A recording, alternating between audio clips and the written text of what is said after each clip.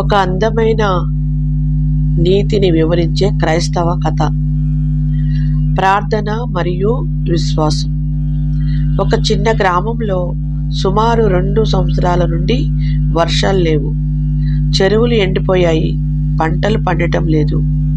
ఆ ఊరి ప్రజలందరూ కలిసి పాస్టర్ గారి దగ్గరికి వెళ్ళి, అయ్యా, వర్షం కోసం అందరం ప్రార్థన చేద్దాం అని అడిగారు.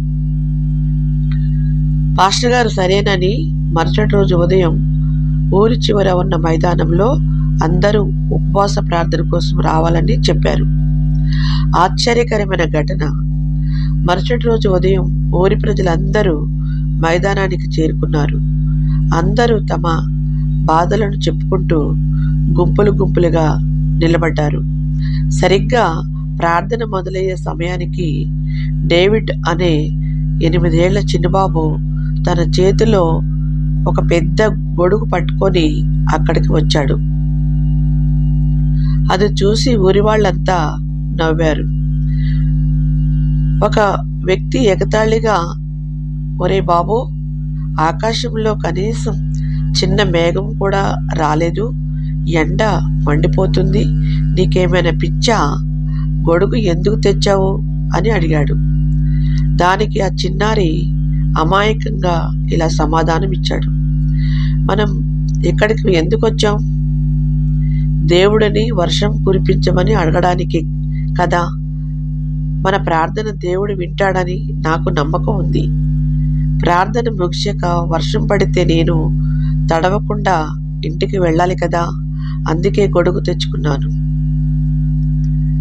ఆ చిన్నబాబు మాటలకు అక్కడి వారందరూ చిక్కుపడ్డారు. వారంతా ప్రార్థన చేయడానికి వచ్చారు, కానీ దేవుడు వర్షం ఇస్తాడన్న పరిపూర్ణ విశ్వాసం వారిలో లేదు. ఆ అబ్బాయికి ఉన్న నమ్మకాన్ని చూసి పాస్టర్ గారు ఎంతో సంతోషించారు. అందరూ కలిసి మనస్ఫూర్తిగా ప్రార్థన చేశారు. ఆశ్చర్యకరంగా ప్రార్థన ముగిసే సమయానికి ఆకాశం మేఘావృతమై భారీ వర్షం కురిసింది. ఆ ఊరి ప్రజలందరూ తడిసి ముద్దయ్యారు. కానీ డేవిడ్ మాత్రం తన గొడుగు కింద క్షేమంగా ఉన్నాడు. ఇక్కడ నీతి. బైబిల్ చెప్తుంది, మీరు ప్రార్థన చేయనప్పుడు వేటిని అడుగుతురో అవి మీకు దొరుకునని నమ్ముడి, అప్పుడు అవి మీకు కలుగును. మార్కు సువార్త 11వ అధ్యాయం 24వ వచనంలో, విశ్వాసం లేని ప్రార్థన కంటే నమ్మకంతో చేసే చిన్న ప్రార్థన గొప్ప కార్యాలను చేస్తుంది. ఆమేన్.